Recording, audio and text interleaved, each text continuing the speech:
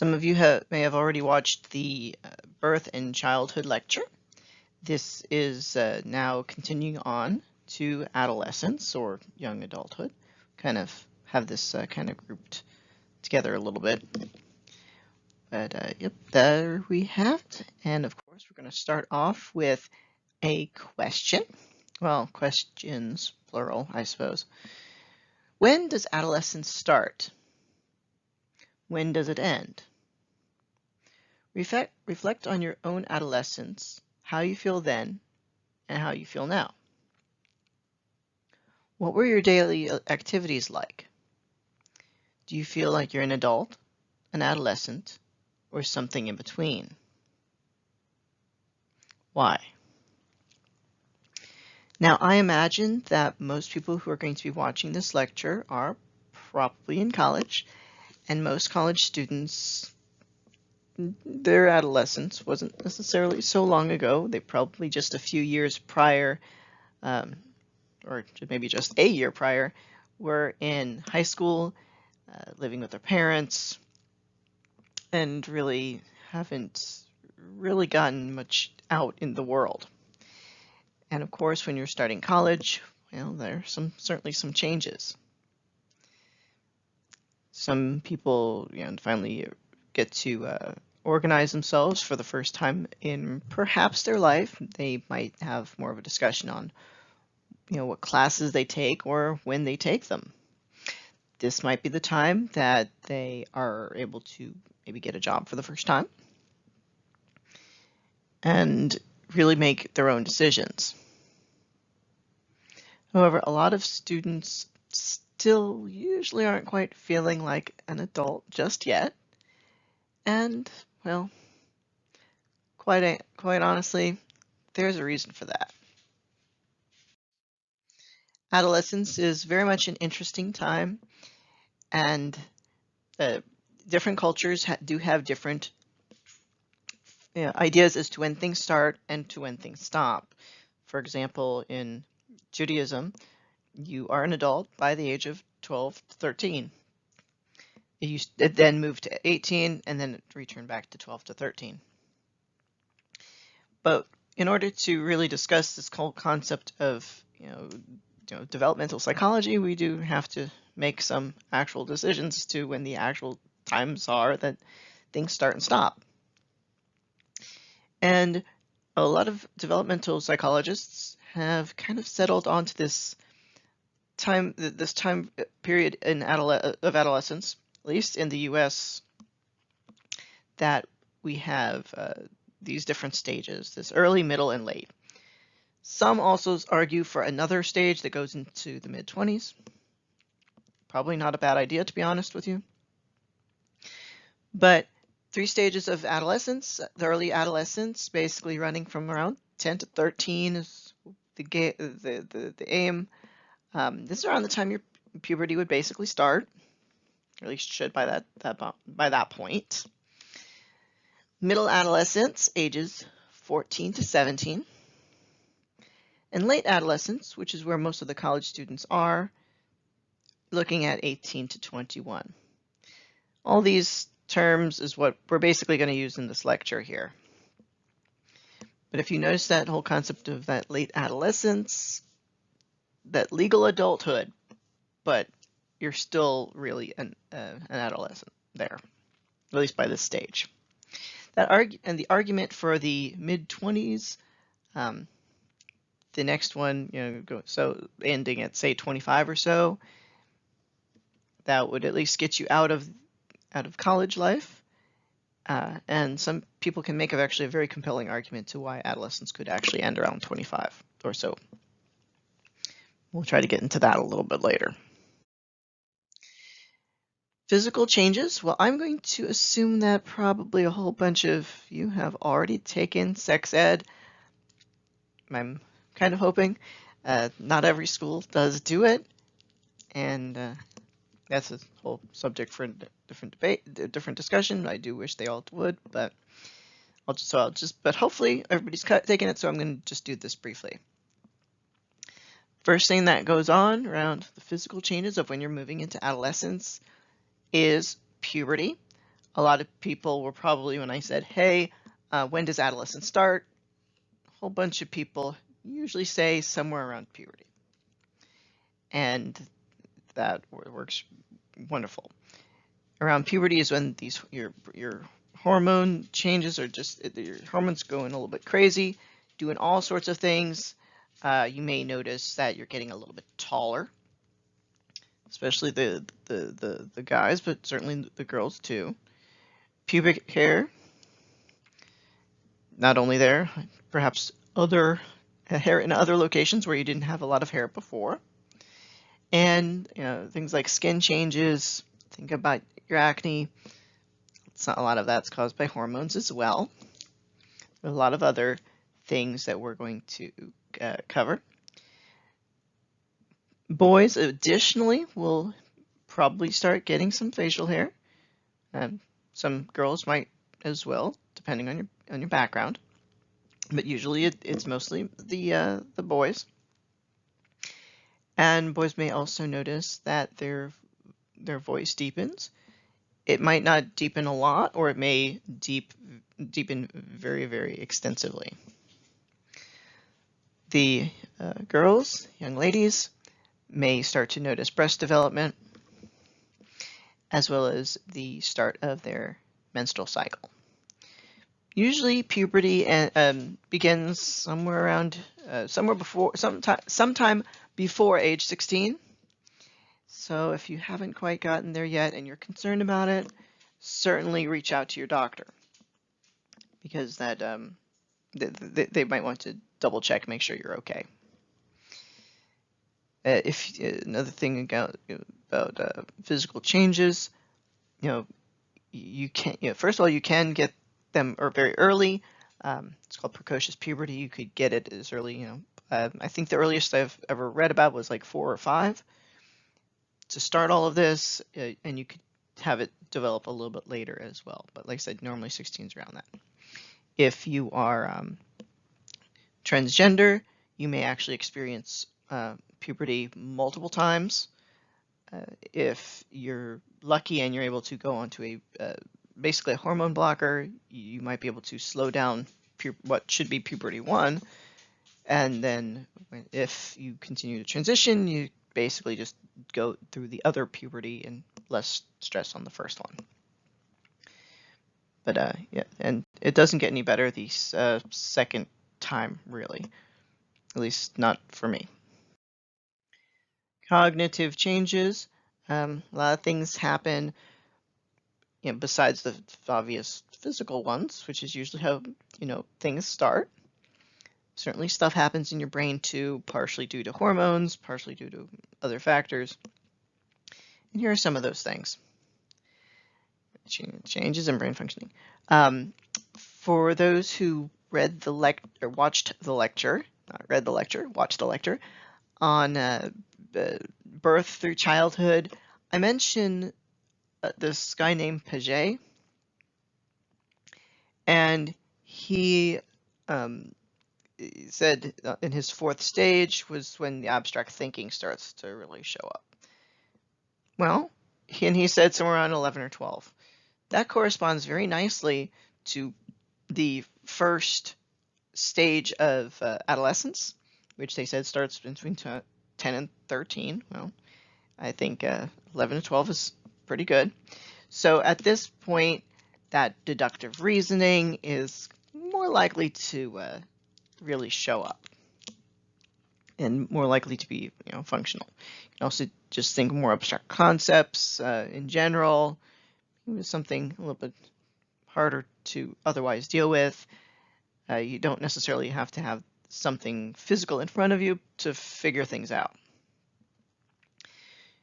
Not only do you have that thing, the improvement in thinking, general thinking anyway, your attention span usually gets better.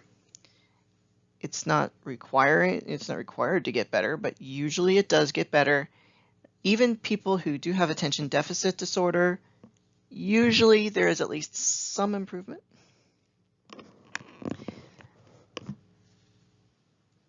There's also some improvement in memory, at least overall. I mean, that doesn't necessarily mean you're going to remember everything that somebody tells you. Just like that doesn't mean the improvement in attention doesn't mean that you're going to always pay attention to everybody, like your parents, I know.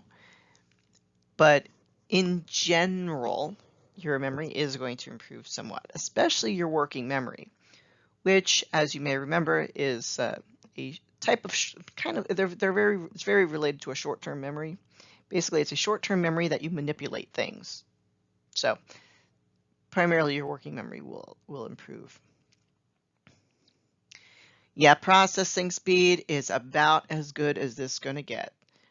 Somewhere between, with adolescence, especially if you look into the later adolescence, I believe, your late adolescent time period, this is as fast as you're going to get.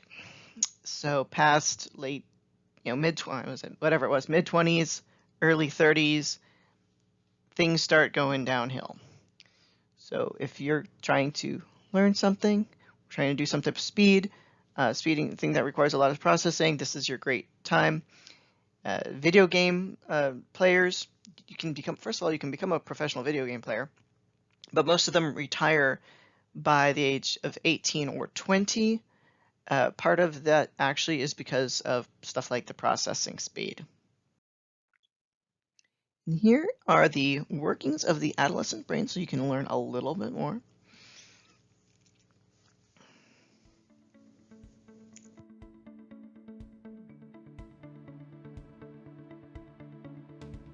My name's Frances Jensen, and I work at the University of Pennsylvania as the chair of neurology at the Perelman School of Medicine. The teenage brain is different from the adult brain in several ways, but two major patterns come out. First of all, because children and teenagers are actually wired to learn faster than adults, their synapses, where the brain cells talk to one another, are actually at higher numbers in childhood and adolescence. So teenagers actually have more synapses than adults. They also have more of the ability to learn, to strengthen those synapses than adults. We call that synaptic plasticity, how brain cells respond to they can be molded by the environment. That actually increased excitability of their brains is a very good thing. The second way the teenage brain is very different is that the way our brain areas are hooked up to one another, the major brain regions, is a process that takes 2.5 decades of our lives to actually occur.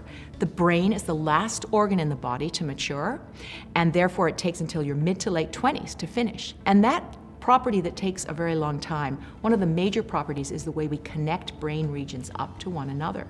So it's called myelination, and it starts in the back of your brain and moves forward. So the last place to connect is the frontal lobe.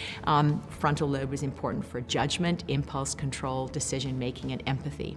So when we think of teenagers, one of the problems they have is that they're not really accessing their frontal lobe as fast as they could. Teen brains are very impressionable to good things, but also to bad things. And one of the important things that I think teenagers need to know about themselves is this hidden strength is a bit of a double-edged sword in that addiction is a form of synaptic plasticity too. Instead of learning a good thing, your brain is actually learning a bad thing, which is substance abuse, and one gets the same strengthening of the wrong synapses robustly, more than in the adults. So actually teenagers can get addicted harder, stronger, longer, faster than the adult. You couple that with the fact they're risk takers, they're actually potentially putting themselves in harm's way more.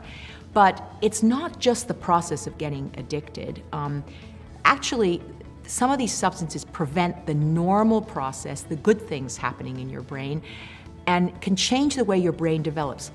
People who are addicted early have a much harder time undoing that addiction later in life.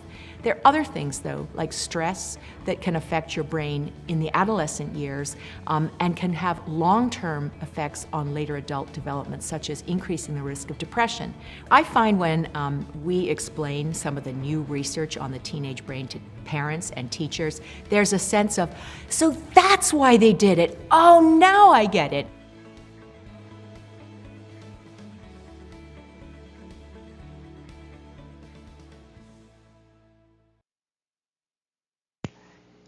And I just wish she had a lot more photos so I could show those. So with all these changes, physical changes, cognitive changes, um, various other things I haven't even mentioned yet, there's always a question, especially with the older adults, why on earth do adolescents act the way they do or do what they do? Which is a good question. Sometimes I ask the same question and I actually understand, but I'm also a parent. And kids act really odd. So if you're ever in a situation where when you become an adult and you look at your kids and ask why people do what they do, well, I'm going to share that information with you now. So one of the first things that goes on and is why adolescents act a little bit strange, perhaps, is a lot of it comes down to these really immature connections between various parts of your brain.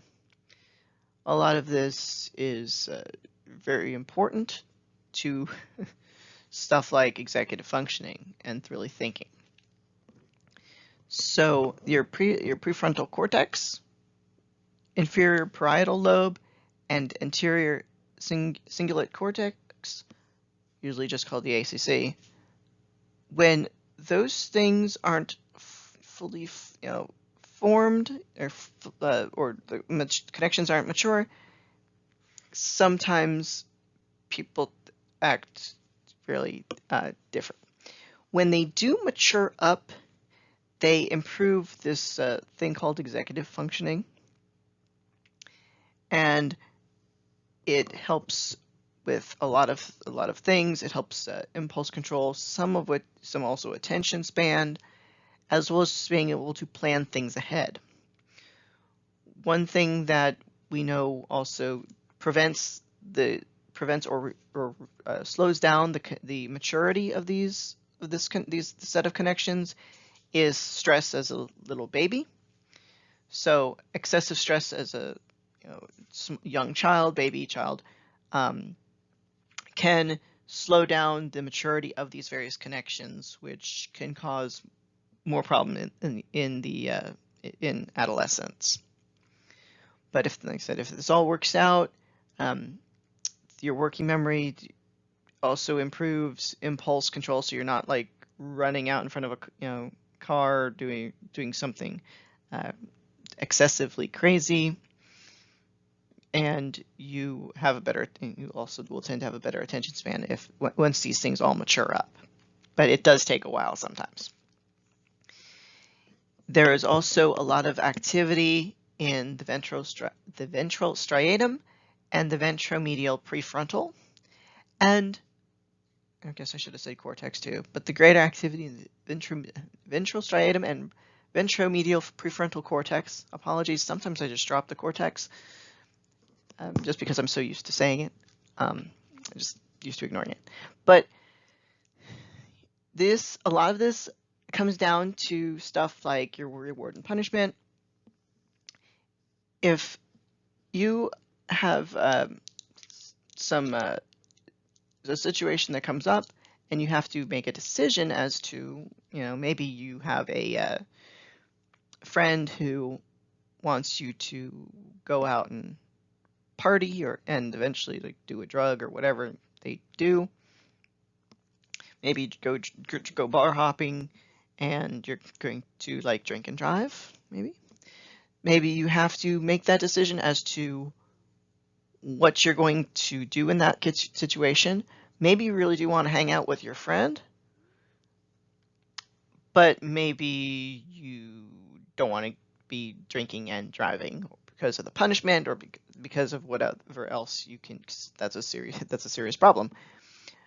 But all this stuff is this whole area is really affecting that decisions.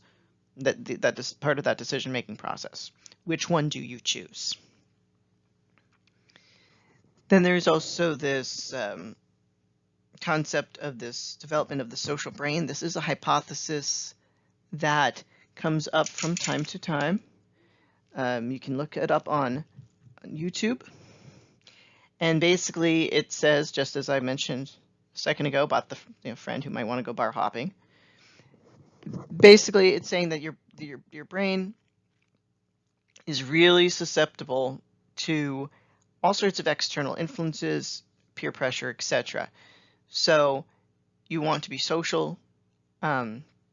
Basically, your brain is wired to do that, and it's partially wired to maybe be influenced by peer pressure or any other type of external influences.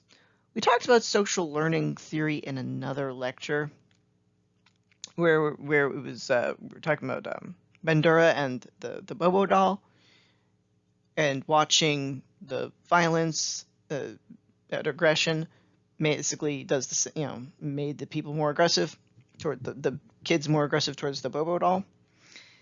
Again, that this is basically part of that continuing on. Basically, watching too many violent video games or whatnot is thought to be basically your external influence, along with peer pressure. Yeah. So we've now discussed anxiety and depression, as well as a little bit of phobias. But this concept of risk-taking, that actually really does also increase in adolescence, and that should also be not a huge surprise either. But this is when a lot of crimes start happening. Usually it's middle to late adolescence doing things. And this is due to a variety of reasons. It could be simply that the adolescent brain is trying to seek out more sensation. This is also partially why kids get hooked on drugs. They are trying to go for that sensation seeking. Crime is just another part of that. Crime also occurs more because we're still developing that whole concept of impulse control. Because like I said, the thing is not quite there yet. It's not quite ready. You're also, during this time, again, due to the development, you're less likely to consider the consequences of actions and more likely to think of the rewards than what potentially you could get in trouble with. I had a student who thought that they could lie to me and get some points back, and I caught him in a lie, and he basically got kicked out of the university on an honor code violation for lying to a professor about something that was a very, very serious matter. He didn't think that through, and he was given ample opportunities, and he just didn't think about those consequences because he was so focused on the potential reward that he could get. So that was a huge risk on his part. When we look into stuff like crime, there is a decreased amount of crime by the mid-20s, which is when that brain has matured. It's also around the time that, if you've ever noticed, around age 25 or so is when you can rent a car. That's partially because you are less likely to have a lot of risk-taking. They know that. Your insurance will usually also decrease somewhere around 25. So, and this is all due to this neurological changes, which continue mid to even late 20s. Somewhere around 30, I think, is when things are about done. So by age 15, generally, adolescents can assess risk as well as basically any adult, or I should say most adults, because some adults still aren't always the best at risk taking, but certainly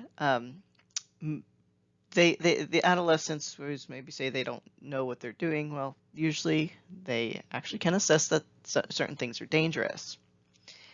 And this tendency to engage in this type of behavior does primarily occur occur in middle adolescence, so it's that natural tendency, but usually it only occurs in certain situations. The actual risk-taking itself occurs in that late adolescence period, that 18 to 21 roughly period. So around the age of most college students. This could explain stuff like the parties, the keg drinking that people do, because it really ends up being that it's the 18 to 21 that usually is doing the most risk-taking behavior. But there is a very specific circumstance when middle adolescents do take risks. And you can pause this and try to make a guess as to what that could be. But it's when they're with their friends, or at least when they're being watched by their friends.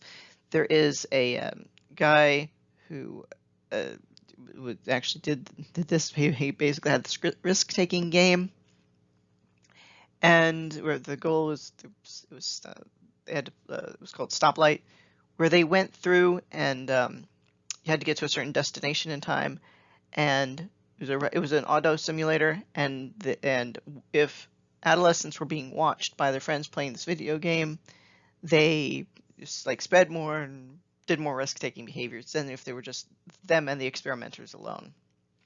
So it's a very interesting situation right there. When we're looking at stuff like aggression and antisocial behavior, we've got more information that we can discuss there. But aggression and antisocial behavior, there are some that start in, well, childhood, really. And, when pre-adolescence, we'll call it that. There are also those who just start showing up in later in adolescence. That's the late starters. And if you end up having, being one of these early starters, and you are, and you are really showing that type of antisocial type behavior, the odds are that you are going to really show, continue to show that aggression and antisocial behavior further on for the rest of your life. There's also situations with this aggression and antisocial behavior, this whole maturity gap, which is kind of interesting. Basically, it's saying that you're kind of like fighting a little bit. You're fighting because you're still dependent on your parents. You really are. And yet you still have that kind of desire for freedom is really what that comes down to. Sometimes this can appear as being antisocial or being aggressive. Those are all possibilities, that can appear. Anxiety, depression, and phobias. So when we discuss these, it should be noted that females especially do tend to have very, very high rates of especially anxiety and depression, especially in adolescence as well. This probably shouldn't come as terribly amount of surprise for realistically anybody around here, especially the young ladies in the audience. Suicide is quite literally the #1 killer of adolescents. So this is something that's really, really important. If you know anybody who even kind of looks a little bit off, like maybe they're really more depressed than usual, I'd actually suggest, possibly reaching out and just saying, hi, how are you doing? And if you think that they may have some self-harm tendencies, you might want to go to a trusted adult and get some opinions, or potentially tell 911 if it looks very, very serious. My first EMS patient was somebody who was suicidal, young kid. It was very, very sad. So There are also interpersonal factors that that cause anxiety and depression and such like that. You're looking at things like abuse, potential adversary, that type of thing. Maybe mental health issues with the parents. Sometimes you'll also see stuff like genetic issues as well, though I guess that would be more like intra personal, but kind of goes in there too. Yeah, also socioeconomic statuses. That's both being interpersonal as well. But again, genetic technically is intrapersonal, but I think it's important to note anyway. Situations like co-rumination.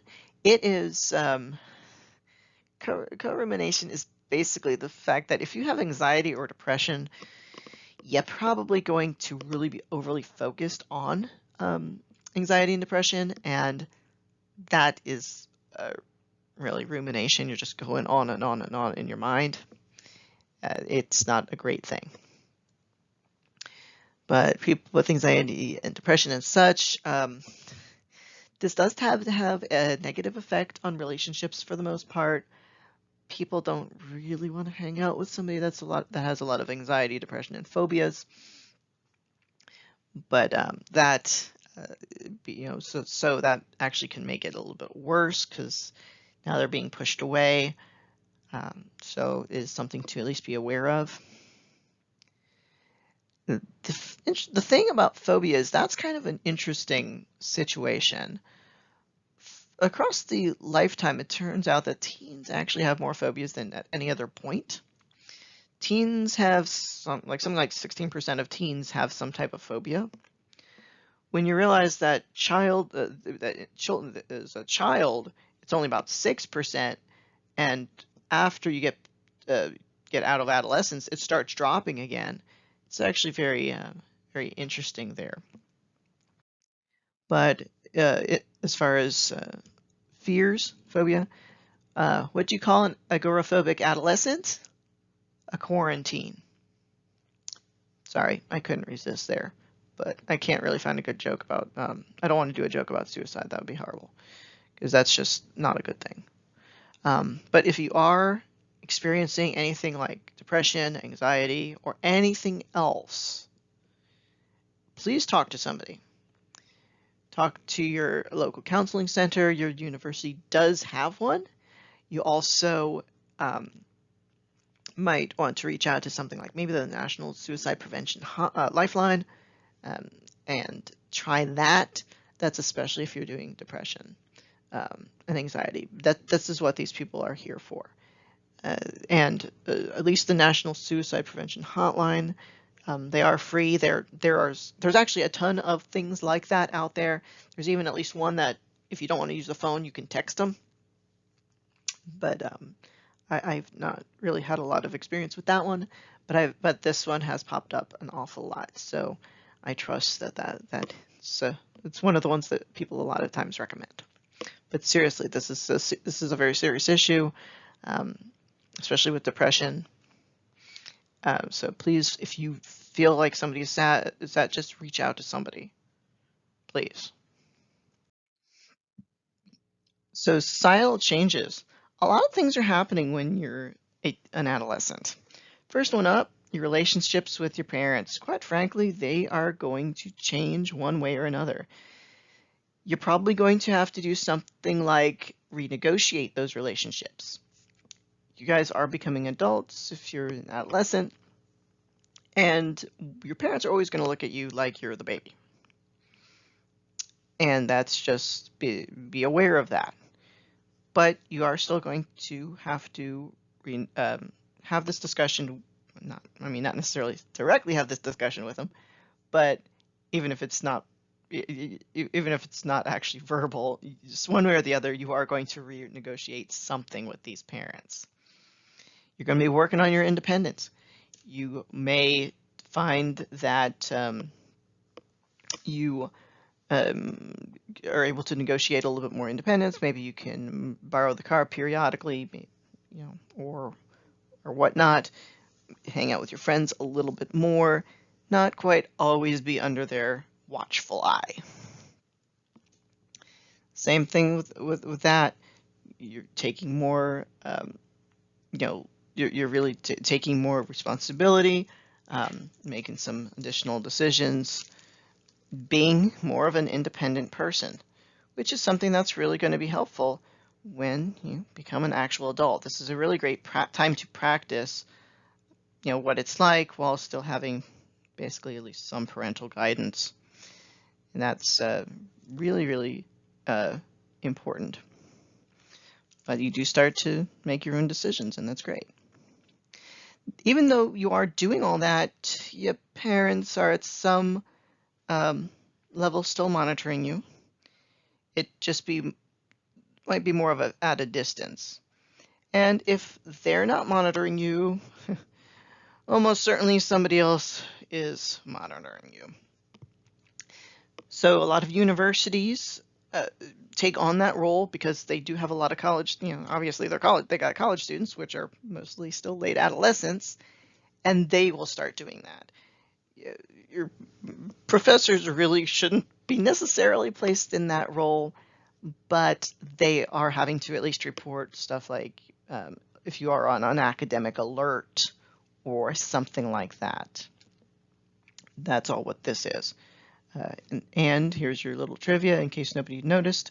Colleges are called when you graduate, it's your alma mater, which means adopted mother. So they really are trying to sometimes step in and be that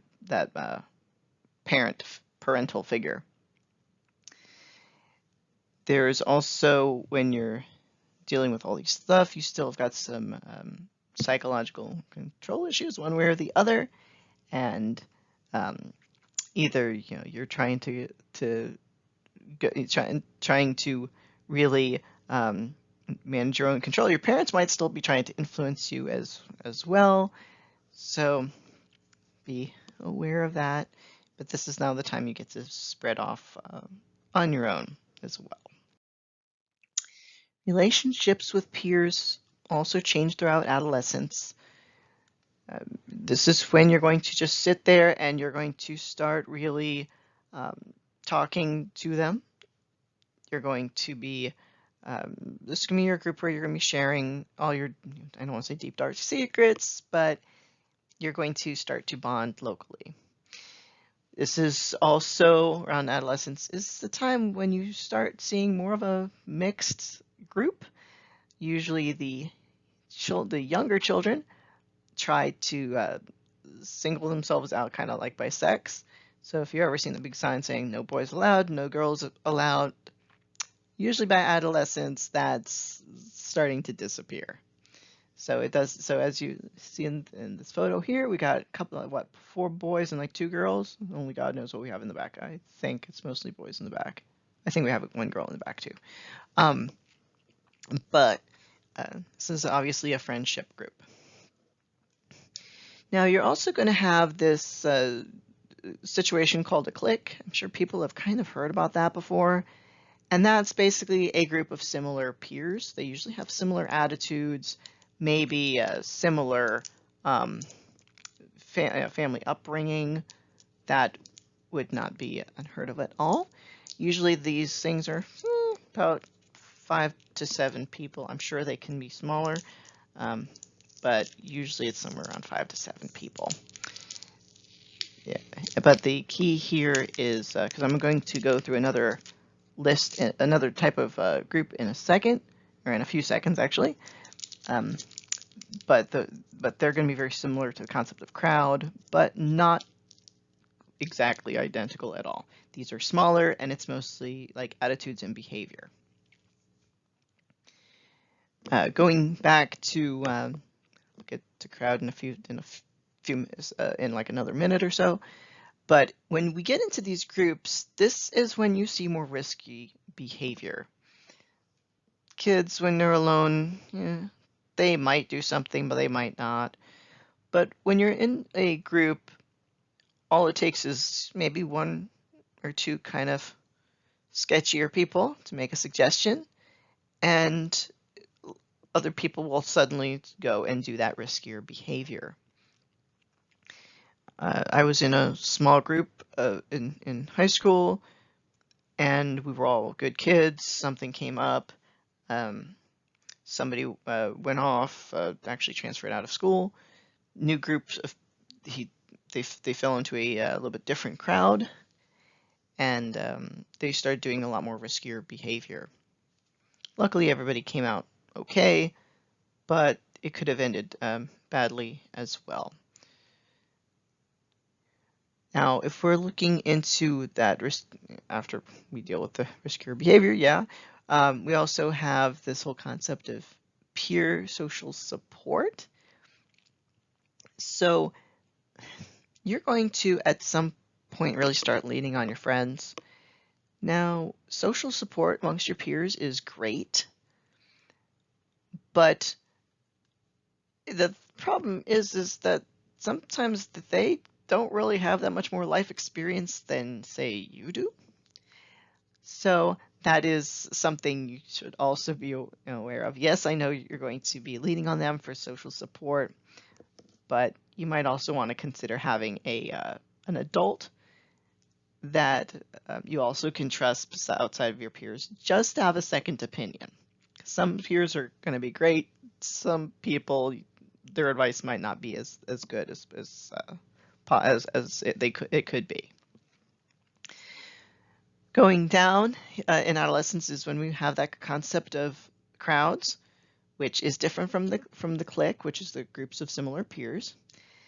The thing about these crowds is, like I said, they're not a clique, but they may be maybe made up of several other cliques. So, and like I said, this is a larger group. You're going to see stuff usually based on interests.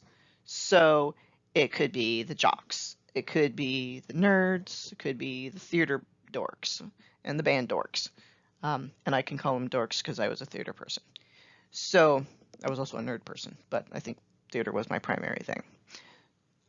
But these emergence of crowds, just also have to be very aware of who you're falling in line with.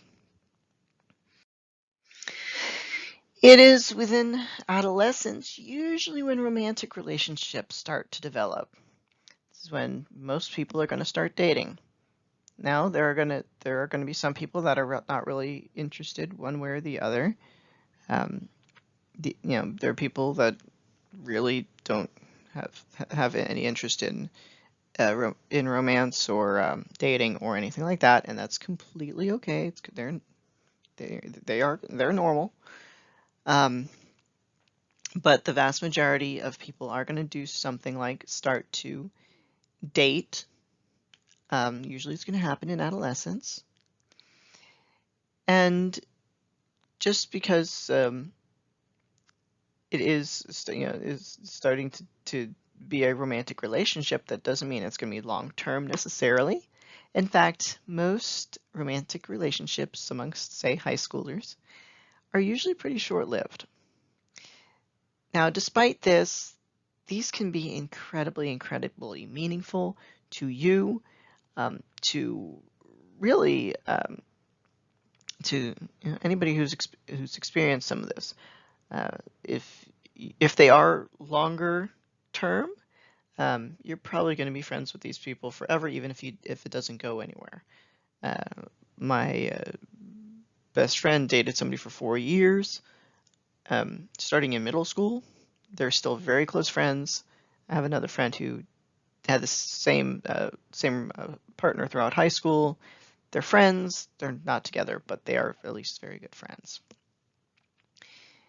And they mean a lot to each other. And really, any of these relationships can be very meaningful. I'm still friends with several of the people I dated, and they really these relationships really do have an impact on how you see the world, how your identity starts to develop, and this is also when you're probably going to have some type of type. If you don't know what your type is now, you'll probably usually figure it out within a few relationships in high school. Now, that being said, people do date. People do date for a longer time. And sometimes people do other things besides just dating. So policymakers have an excessive amount of interest in teenage pregnancy. Now, in an ideal situation, there really won't be any teenage pregnancy. You will wait until your body can handle it. But unfortunately, policymakers are so obsessed with trying to reduce teenage pregnancy that they forget what it was like to be a teenager. They are, for the most part, old people and don't have nearly as many crazy hormones running through them. And they have much better impulse control. So policymakers usually tend to focus on stuff like abstinence, which it's great if you can do it. But a lot of teens cannot do it, have no interest in doing it, and being abstinent, that is. They have interest in doing it, but and having sexual relations, and that's not, so if they're having interest in sexual relations, abstinence is probably not going to help very much. But policymakers tend to disagree on how much information about contraception they should provide. In an ideal situation with sex education, kids will know a fair amount about contraception, and hopefully with the appropriate education, even if they do have relations, they will find a way to cut back their teen pregnancy rate, just because they'll know what to do or what not to do to avoid pregnancy. But this is a very, very hot topic. And in fact, they've proven that the more they stress the whole concept of abstinence education, abstinence only or whatever it is, the worse the teen pregnancy rate is. So here's another question. We mentioned earlier about identity development, and I've got a question for you guys. How do you identify? Now, this whole concept of identity formation, we have some phrases that we might want to look into before we really get going and go into this the theory that I'm gonna mention. The first thing is this concept of identity, and that is, who do you identify as? You can have an identity that relates to really a lot of things. You can have an identity based on what sex or gender you are. Those two are not the same thing. You may have an identity that more relates to your orientation, your religion, job, race, or ethnicity. This concept of your identity and what is maybe the main identity for you can change over time.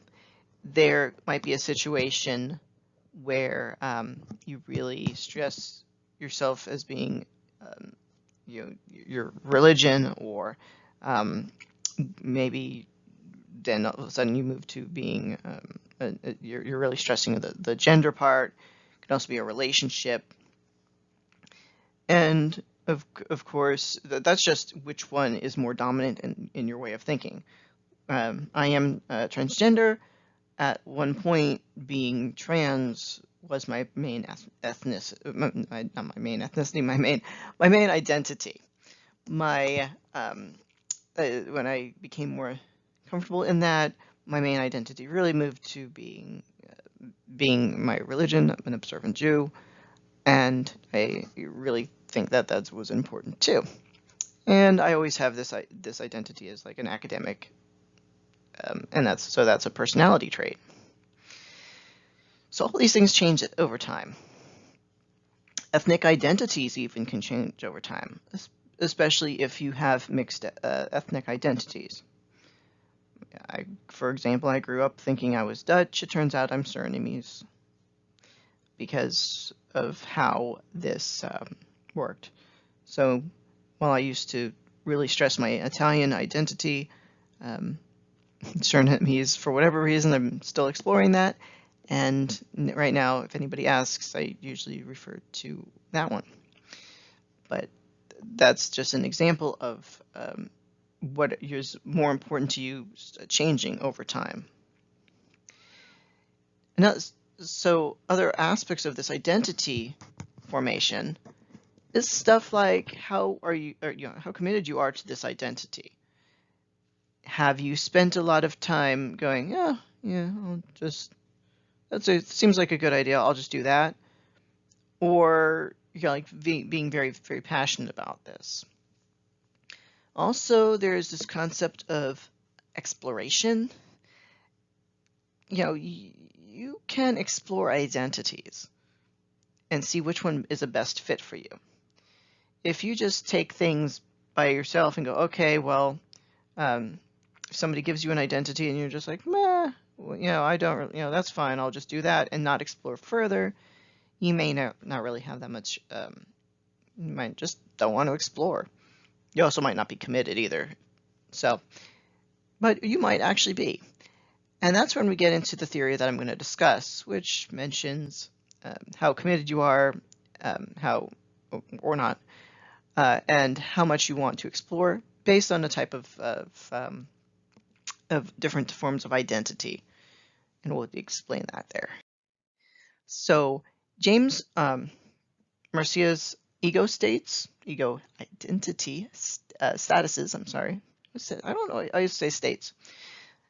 So I mentioned earlier about the whole exploration and commitment ideas. And here's basically that. I said that there was a chart, well, a table. Well, here it is here. So in an identity diffusion state, you really haven't explored anything. You're not super committed. And this is what's called identity diffusion. You are going to be taking this time, probably putting off decisions. You may wander aimlessly from job to job. You're probably not really finding a passion. You're just doing whatever you need to do. Then we also have this idea of identity foreclosure. And you're already committed to this identity and you're not really exploring any other options. So you come by and you want a specific identity. You maybe want this identity of being perhaps a certain job, perhaps, or a certain religion or political party, just because maybe your parents told you that you were going to do X, Y, or Z.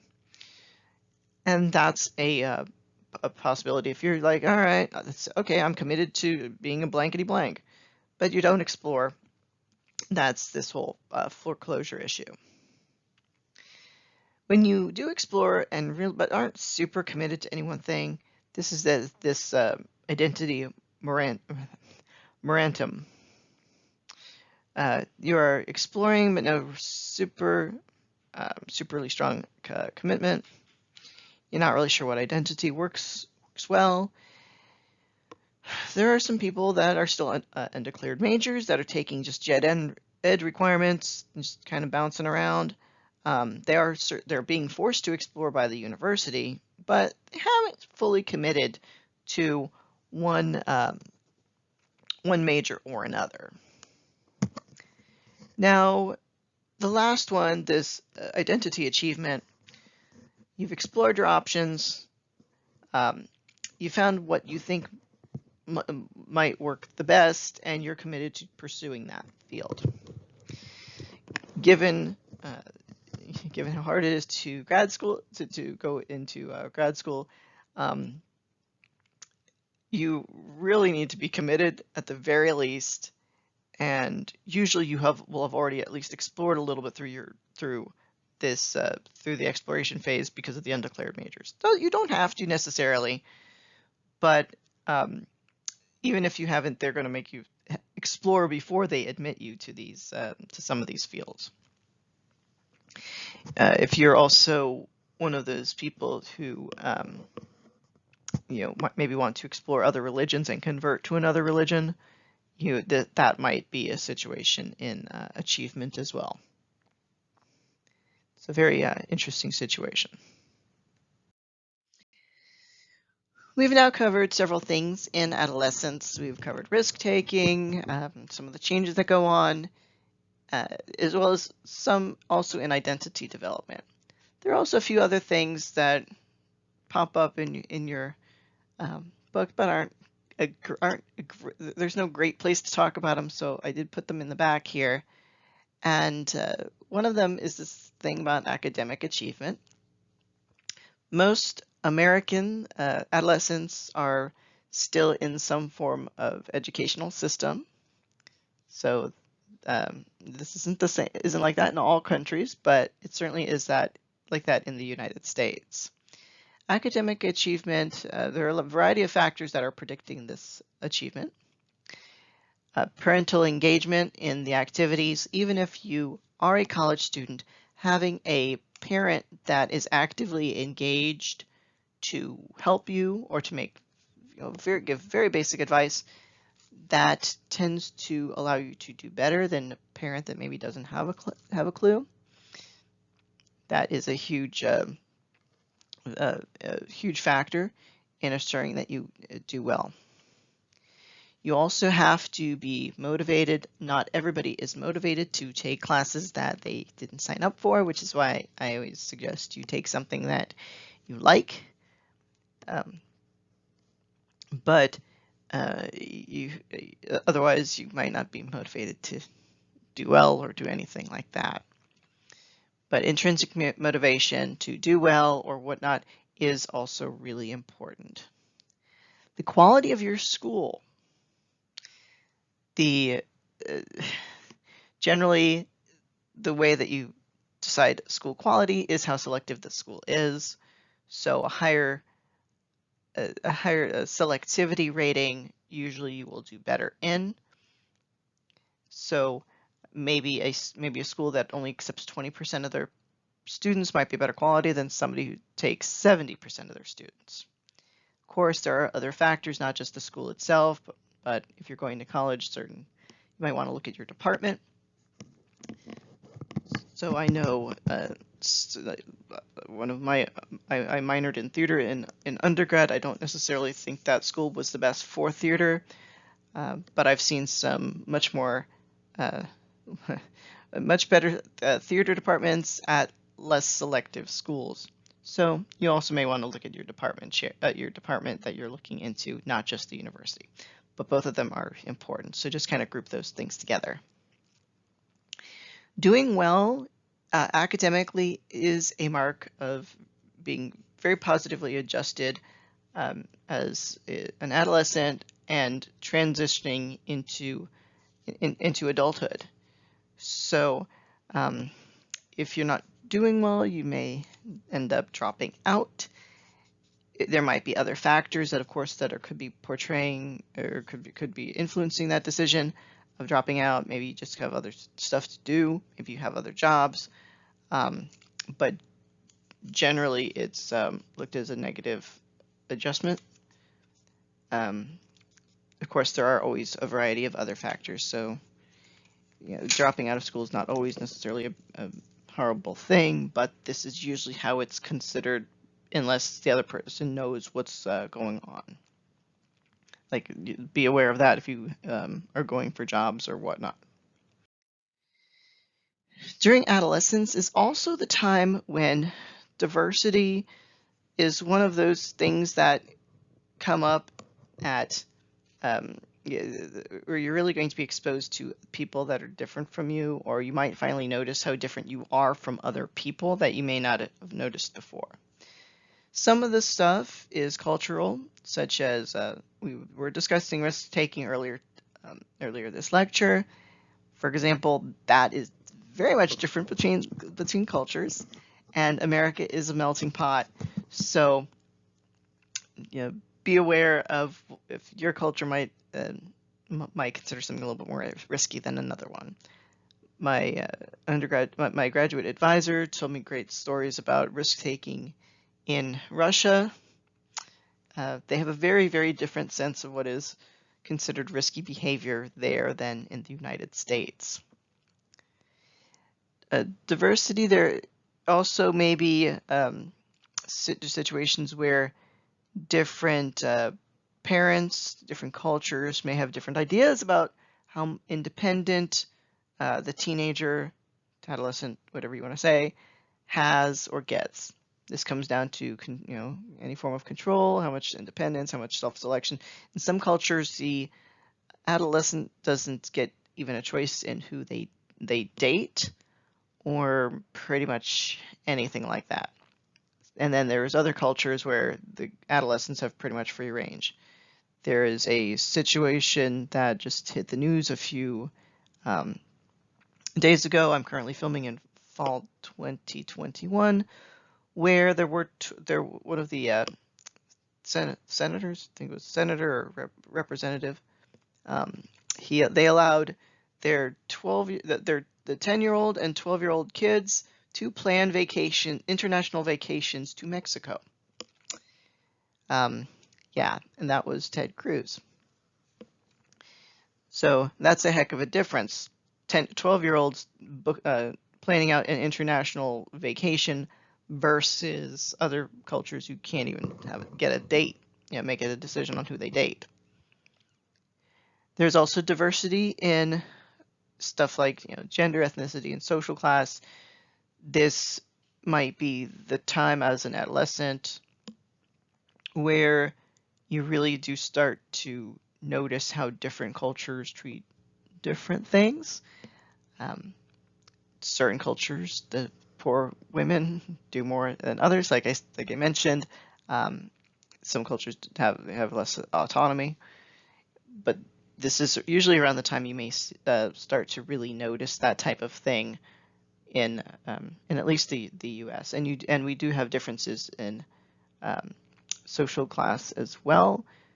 As I mentioned, Ted Cruz, he has a fair amount of money, and the kids can do whatever they want.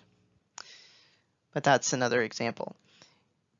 So the social class is kind of interesting because of other things. Some culture classes need to say go off and do other things, like perhaps join the military in order to get better autonomy and be able to get themselves out of a situation. So there is that as well. There is certainly, you might notice more discrimination when you're an adolescent. You might be the victim more of it, in whichever way you really experience that. That's just, people are mean. People don't get any better in adolescence, honestly. So you may end up becoming more of a victim of discrimination than you were some years ago. Plus, this is also the time where even adults might be giving you more discrimination, perhaps based on how you look or however else is going on, unfortunately. This is also diversity based on other types of genetic issues that may make you more susceptible to one issue or another. I ended up with something that didn't hit me until I was 17, and I already had that susceptibility, and that's just when the thing activated. So you may notice disabilities start to appear sometime in adolescence that you didn't know about before, or there could be just something else there. But diversity is a huge, huge situation, and you may be you may also have other ideas as to what other types of diversity could be listed in here that maybe I didn't cover. So just be aware that this isn't a complete list necessarily. Here are, of course, some discussion questions to get you thinking. Has your adolescence been different from your peers due to something unusual or unique about you? How might your adolescence be different from your parents' adolescence? How might it be different from your children's? Would you like to think about what caused you stress in high school? You might want to also ask some friends of yours Be interesting to see. You can feel free to elaborate on any of those demographic variables as well. And if you do ask your friends, are there sources of stress you expected others to say that maybe they didn't? Are teens worse at assessing long-term risks like smoking, possibility of pregnancy, or dangers of speeding? Although I think that was kind of covered a little bit. And do examples of risky teen behaviors come to mind from your middle and high school days? Did you observe or engage in behaviors that seemed kind of dumb? And here's one on what is called neurolaw, which, for those who are interested in law, this is an interesting thing to discuss. So if 15-year-olds have immature brains that are attuned to social influences and immediate rewards, but they also have, quote, limited braking capacity, basically they can't stop themselves from doing something, should they, after committing a violent crime, not be tried and sentenced as adults? Or should they be tried and sentenced as adults? And what about the death penalty for, say, 15-year-olds? You can also expand that to people in late adolescence too, if you really want to as well. So those are some thoughts. If you have any questions, please send an email or whatever you want. Leave a comment. I'm getting a lot of spam on my YouTube channel, which I've been reporting out all of it. So hopefully it won't get caught in the spam filters. So thank you very much. Have a great day.